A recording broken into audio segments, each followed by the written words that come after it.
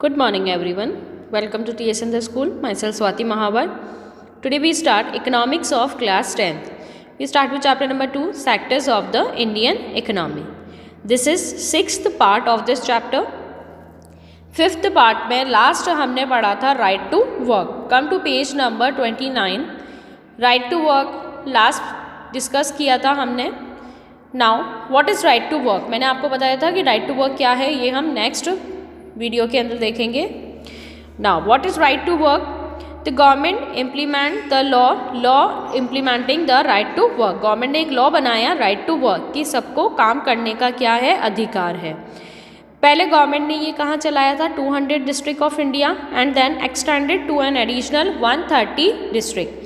पहले तो गवर्नमेंट ने सिर्फ 120 डिस्ट्रिक्ट के अंदर चलाया, उसके बाद 130 डिस्ट्रिक्ट के अंदर इसको बढ़ा दिया गया.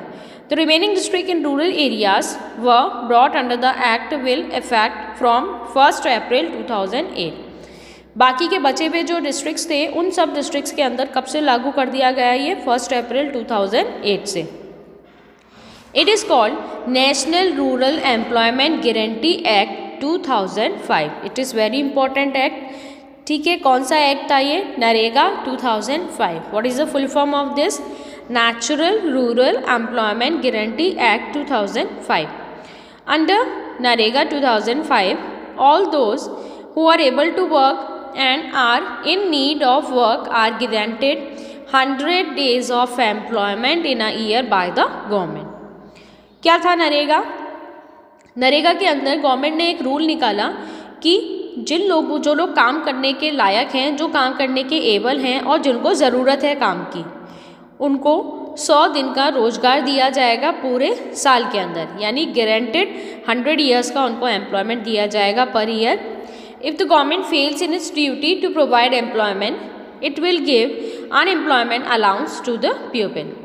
अगर गवर्नमेंट ऐसा कोई काम उनको नहीं दे पाती है कि जिससे उनको एम्प्लॉयमेंट मिले, तो गवर्नमेंट क्या करेगी? जो उनका 100 दिनों का जो भी पैसा बना है, जो भी वेजेस उनके बनते हैं, उनको एज अ अनएम्प्लॉयड अलाउंसेस बना करके उनको दे देगी. The type of work that would in future help to increase the production from land will be given preference under the act. और जो इस एक्ट के अंडर में किस तरह का वर्क उनको दिया जाएगा? जो लैंड से रिलेटेड होगा, ज़मीन से रिलेटेड जो भी वह काम होगा, जो अनस्किल्ड और अनएडुकेटेड लोग भी कर सकते हैं, उस तरह का काम उनको दिलाया जाएगा. Now come to the next page. Division of sectors as organised and unorganised. ये टॉपिक भी बहुत इंपॉर्टेंट है आपका. What is organised and what is unorganised. एक क्वेश्चन नरेगा और एक क्वेश्चन अनऑर्गेनाइज्ड और ऑर्गेनाइज्ड में से तो आएगा ही आएगा. So read it carefully, learn it carefully. Let us example another way of classifying activities in the economy. This looks at the way people are employed. What are their conditions of work. किस तरह का लोग काम करते हैं, क्या उनके conditions होते हैं एज एन एम्प्लॉयड, कि जहाँ पर वो काम कर रहे हैं उनके वर्किंग कंडीशंस क्या होंगे. Are there any rules and regulations that are followed as regard their employment. क्या जो रूल्स और रेगुलेशन वहाँ पर है वो उनके लिए अच्छे हैं, रिगार्डफुल हैं या नहीं हैं. Now we see 2 stories, a story of Kanta and a story of Kamal. 2 लोगों की यहाँ पे स्टोरी है. सबसे पहले हम कांता की स्टोरी पढ़ते हैं. कांता ऑफिस के अंदर काम करती है. वो सुबह 9:30 बजे ऑफिस चली जाती है और 9:30 बजे ऑफिस से आती है. अब पहली चीज़ तो हमने क्या देखी कि उसका आने का और जाने का दोनों टाइम फिक्स है. सुबह 9:30 उसको ऑफिस जाना है और 5:30 उसको निकलना है. उसको सैलरी जो मिलता है वो रेगुलरली मिलता है at the end of every month. हर महीने के अंत के अंदर उसको सैलरी रेगुलरली मिल जाता है. In addition to the salary she also get. अब सैलरी के साथ में उसको क्या मिल रहा है? नाउ सी, टाइमिंग्स उसके क्या हैं? फिक्स हैं. सैलरी उसका क्या है? रेगुलर है. कब मिलता है? At the end of the month. ठीक है. साथ में उसको क्या मिलता है? प्रोविडेंट फंड मिलता है as per the rules laid down by the government. She also gets medical and other allowances. उसको मेडिकल और दूसरे अलाउंसेस भी मिलते हैं, यानी आने जाने का पैसा उसको दिया जाता है. मेडिकल अलाउंस उसको, अगर वो कोई बीमार हो जाए तो उसका सारा ट्रीटमेंट का पैसा उसको दिया जाएगा. Kanta does not go to office on Sunday. No office on Sunday. Sunday को वो ऑफिस नहीं जाती है. ठीक है. This is a paid holiday, वो उसको क्या होता है, संडे का उसका क्या होता है, पेड हॉलीडे, यानी कि संडे का भी उसको पैसा दिया जाता है। When she joined work she was given an appointment letter, अब जब उसने ज्वाइन किया था तो उसको क्या दिया गया, अपॉइंटमेंट लेटर दिया गया, स्टेटिंग all the terms and condition of the work, जिसके अंदर काम की सारी टर्म्स और कंडीशंस हैं। आया आप लोगों की समझ में? तो कितने सारे कैरेक्टरिस्टिक्स हो गए, टाइमिंग फिक्स हो गया, सैलरी फिक्स हो गया, साथ में उसको प्रोविडेंट फंड मिलता है, मेडिकल और दूसरे अलाउंसेस मिलते हैं, संडे उसका पेड हॉलीडे है और उसको अपॉइंटमेंट लेटर दिया गया था जिसमें उसके सारे रूल्स और रेगुलेशन गिवन थे। Clear to you? तो ऑर्गेनाइज और अनऑर्गेनाइज में से जो क्वेश्चन आएगा वो सिर्फ कैरेक्टरिस्टिक्स का आएगा, what are the distinguish between of organised and unorganised and what are the characteristics of organised and unorganised. Now see story of Kamal. Kamal is Kanta's neighbour. अब कांता का नेबर कौन है, नेबर जानते हो ना, ठीक है, कमल है। He is a daily veg labourer in near by grocery shop. Daily veg labourer है, यानी कि डेली का उसको पेमेंट दिया जाता है, डेली का वेजेस मैंने आप लोग को बताए थे, जो पर डे का पैसा दिया जाता है वो क्या कहलाएंगे, वेजेस। वेजेस पे उसको रखा गया है। She goes to the shop at 7:30।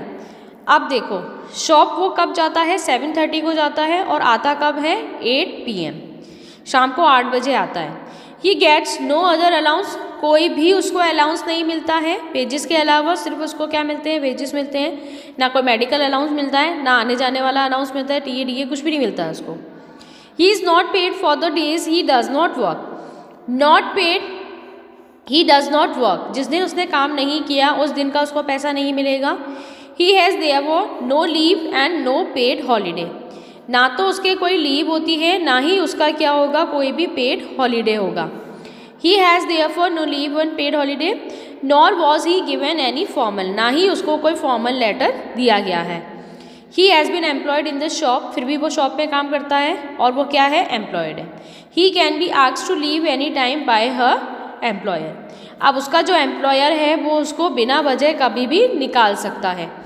तो पहली चीज़ हमने क्या देखी, टाइमिंग बहुत ज़्यादा है, 7:30 to 8 का टाइम है, कोई भी अलाउंस उसको दिया नहीं जाता है, ठीक है, जिस दिन वो नहीं जाता उस दिन उसको पे नहीं किया जाता है, कोई लीव, कोई पेड हॉलीडे नहीं होता है, कोई फॉर्मल लेटर उसको नहीं दिया गया है, ठीक है, और कभी भी उसको काम से क्या कर दिया जाएगा, निकाल दिया जाएगा। तो उसका जो काम है वो क्या नहीं है, परमानेंट नहीं है, टेम्परेरी बेस पे वो काम कर रहा है। Now see Kanta works in the organise sector. अब कांता जहाँ काम कर रही है उसका नाम क्या है, organise sector.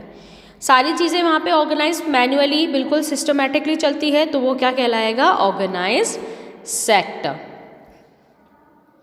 Organise sector covers those enterprises और places of work where the terms of employment are regular and therefore people have assured work.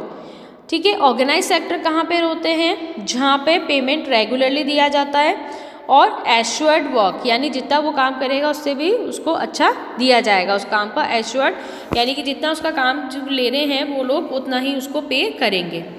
They also registered by the government and have to follow this rules and regulation. अब government सारी चीज़ें register करती है, registered होती है, ये जो companies होती है जो ऑर्गेनाइज वर्क अवेलेबल करा रही है वो क्या होती है, रजिस्टर्ड होती है। तो वहाँ पर सारे रूल्स और रेगुलेशन पहले से ही बनाए जाते हैं और वो जो भी काम करते हैं वो उन रूल्स और रेगुलेशन के अंडर ही करते हैं। Which are given in various laws such as the factories act. अब कुछ लॉज होते हैं रूल्स और रेगुलेशन के अंदर, जैसे कि फैक्ट्रीज एक्ट में मिनिमम वेजेस एक्ट कि आप इससे कम नहीं दे सकते उनको, पेमेंट ऑफ ग्रेट्युटी एक्ट कि उनको अनपेड लीव भी दिया जाएगा, अनपेड लीव पर पैसा भी दिया जाएगा, शॉप्स एंड एस्टैब्लिशमेंट एक्ट, ये सारे एक्ट हैं, इन सारे एक्ट्स के अकॉर्डिंग वहाँ पर रूल्स और रेगुलेशन बनाए जाते हैं। It is called organise. इसको ऑर्गेनाइज क्यों कहा गया, because it has some formal processes and procedures, क्योंकि इसके अंदर क्या होते हैं, फॉर्मल प्रोसेस होते हैं, प्रोसीजर्स होते हैं, सभी चीज़ क्या होती है, फॉर्मल तरीके से चलती है। Some of these people may not be employed by anyone but may work on their own, but they too have to register themselves with the government and follow the rules and regulation. अब यहाँ पर जो भी लोग काम करते हैं वो अपने खुद के मर्जी से, अपने खुद के तरीके से काम करते हैं और सभी लोगों का रजिस्ट्रेशन होता है गवर्नमेंट के अंदर और गवर्नमेंट के रूल्स और रेगुलेशन के अकॉर्डिंग ये लोग काम करते हैं, उन्हीं के अकॉर्डिंग उनको पे किया जाता है। यानी कि गवर्नमेंट के अकॉर्डिंग ही उनको पे किया जाता है। Workers in the organise sector enjoy security of employment. अब जो वर्कर्स होते हैं ऑर्गेनाइज सेक्टर के, उनकी खुद की सिक्योरिटी और एम्प्लॉयमेंट होता है, यानी कि एम्प्लॉयमेंट का उनको क्या रहता है, सिक्योरिटी रहता है। बिना बात के, बिना किसी रीज़न के कोई उनको नहीं निकाल सकता है। They are expected to work only a fix number of hours. Number of hours उनके क्या रहेंगे, फिक्स्ड रहेंगे। एम्प्लॉयमेंट का सिक्योरिटी रहेगा, नंबर ऑफ आवर्स फिक्स्ड रहेंगे। If they work more they have to pay paid over time by the employer. अगर वो शाम को 5:30 बजे के बाद भी रुकते हैं तो जो एम्प्लॉयर है, जो उनको तनख्वाह दे रहा है, वो उनको ज़्यादा एक्स्ट्रा मनी देगा, एक्स्ट्रा ओवर टाइम का। They also get several other benefit from the employers. दूसरे बेनिफिट्स भी उनके हैं। What are these benefits? अब क्या है ये benefits? They get paid leave. उनको क्या दिया जाएगा, पेड लीव, यानी लीव का भी उनको पैसा दिया जाएगा। पेमेंट ड्यूरिंग हॉलीडेज़, हॉलीडेज़ के टाइम पे उनको पेमेंट दिया जाएगा। प्रोविडेंट फंड, ग्रेट्युटी, ये सारी चीज़ें उनको दी जाएगी। They are suppose to get medical benefit, medical benefit उनको दिया जाएगा। And under the laws the factory manager has to ensure facility like drinking water and a safe working environment. दूसरी जो फैसिलिटीज़ होती है, जैसे कि ड्रिंकिंग वाटर की, सेफ वर्किंग एनवायरनमेंट की, ये सारी फैसिलिटी भी उनको दी जाएगी। मेडिकल बेनिफिट भी उनको दिया जाएगा, ठीक है। व्हेन दे रिटायर, अब वो रिटायर होंगे तो उनको पेंशन भी मिलेगी। In contrast Kamal works in the unorganise sector. अब ये तो हमने किसकी बात की थी, कांता की बात की थी। नाउ वी टॉक अबाउट कमल। कमल किस में काम करता है, अनऑर्गेनाइज सेक्टर के अंदर काम करता है। By small and scattered units which are largely outside the control of the government. जो छोटे छोटे से यूनिट्स होते हैं, ठीक है, अनऑर्गेनाइज सेक्टर के क्या होते हैं, स्कैटर्ड यानी दूर दूर छोटे छोटे से अलग अलग तरीके से इंस्टीट्यूट बने हुए होते हैं, जिनका गवर्नमेंट के ऊपर कोई कंट्रोल नहीं होता है, गवर्नमेंट के अकॉर्डिंग वो लोग काम नहीं करते हैं। There are rules regulation but these are not followed. कुछ रूल्स और रेगुलेशन बनाए तो जाते हैं इन अनऑर्गेनाइज सेक्टर के लिए गवर्नमेंट के थ्रू, लेकिन ये जो अनऑर्गेनाइज सेक्टर होते हैं वो गवर्नमेंट के रूल्स और रेगुलेशन पे फॉलो नहीं करते हैं। Jobs here are low paid. अब यहाँ पे जो भी जॉब्स हैं उनका पैसा बहुत कम हो दिया जाता है लोगों को, लॉ पेड होते हैं, बहुत कम इनकम होती है। एंड ऑफन नॉट रेगुलर, और ना ही ये क्या है, रेगुलर है, कभी भी उनको हटा दिया जाता है। There is no provision for overtime, overtime का कोई पैसा उनको नहीं मिलता है, ना ही कोई पेड लीव मिलती है, ना ही हॉलीडे का उनको पैसा दिया जाता है। Leave due to sickness etcetera, अगर वो बीमार भी हो जाते हैं, उस कंडीशन के अंदर बीमार होकर अगर नहीं आते हैं, तो बीमारी की वजह से नहीं आ पाते तो भी उस कंडीशन के अंदर उनको पैसा नहीं दिया जाता है। People can be asked to leave without any reason, बिना किसी रीज़न के उनको हटा दिया जाता है। When there is less work, अगर काम की कमी होती है, such as during some season, कुछ सीजन्स के अंदर जैसे काम की कमी होती है, यानी सीज़न चला गया तो काम नहीं है, तो उन लोगों को क्या कर दिया जाएगा, हटा दिया जाएगा। A lot also depend on the whims of the employer. This sector includes a large number of people who are employed on their own doing small job such as selling on the street or doing repair work. इसी वजह से बहुत सारे लोग ऐसे हैं जो unorganised sector के अंदर आना पसंद नहीं करते हैं, जो अपने लेवल पर ही खुद को एम्प्लॉयड करते हैं, जैसे कि गली गली जा कर के, स्ट्रीट्स में जा कर के कोई चीज़ बेचना, रिपेयरिंग का कोई काम करना। Similarly farmers work on their own and hire labourers as and when they require. और इसी तरीके से फार्मर्स जो होते हैं अपना खुद का कल्टीवेशन वो करते हैं, अपने खुद की ज़मीन के ऊपर वो कल्टीवेशन करते हैं, और जब भी उनको अगर जैसे ज़्यादा लोगों की रिक्वायरमेंट होती है तो वो उन लोगों को क्या देते हैं, रोज़गार देते हैं, उन लोगों को बुलाते हैं, बुला करके वहाँ पर उनसे काम कराते हैं और उनको पेड लीव, पेड मनी उनको दिया जाता है। ठीक है, आया आप लोगों के समझ में? तो अनऑर्गेनाइज और ऑर्गेनाइज सेक्टर यहाँ पे क्लियर हो गए। सबसे अच्छा यहाँ पे कौन सा होगा, ऑर्गेनाइज सेक्टर होगा, और सबसे बेकार कौन सा होगा, अनऑर्गेनाइज सेक्टर होगा। सेफ बेनिफिटेबल कौन सा होगा, ऑर्गेनाइज होगा, और अनसेफ अनबेनिफिटेबल कौन सा हो जाएगा, अनऑर्गेनाइज हो जाएगा। ऑर्गेनाइज अनऑर्गेनाइज श्योरली आपके एग्जाम में आएगा, so you have to learn it. समझ में आया आप लोगों को? बहुत अच्छे से लर्न कर लेना ये। Now this part of this chapter is completed. 6 part यहाँ पर हमारा कंप्लीट हो गया। आगे जो 7th पार्ट है इस चैप्टर का, 7th पार्ट का जो वीडियो होगा उसमें ये चैप्टर कंप्लीट हो जाएगा। ठीक है, समझ में आया आप लोगों को यहाँ तक? So thanks for watching and stay home, stay safe.